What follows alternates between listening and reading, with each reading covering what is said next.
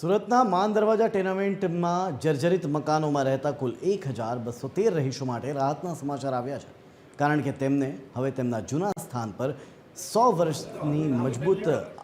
આવરદાવાળા નવા મકાનો મળશે, જેનું બાંધકામ બિલ્ડર અનિલ રૂંગટા દ્વારા કરવામાં આવશે। પ્રદેશ પ્રમુખ સી આર પાટીલે આ ખાતરી આપી છે કે નવા મકાનોનું નિર્માણ થાય ત્યાં સુધી ટેનામેન્ટના તમામ રહીશોને ભાડા પેટે દર મહિને 7,000 રૂપિયા મળશે, જેની કુલ રકમ દર મહિને લગભગ 1 કરોડ રૂપિયા જેટલી થવા જાય છે અને આ સંપૂર્ણ ભાડું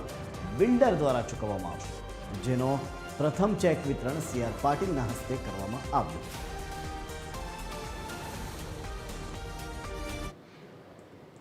કે આ જે મકાનો છે એની જાળવણી નહીં કરશો ને તો મકાન ગમે એટલું મજબૂત હશે તો એ જર્જરિત થતા એને વાર લાગતી નથી। એટલે તમારા નવા મકાન 100 વર્ષ સુધી ચાલે, તમારી પેઢીઓ સુધી ચાલે,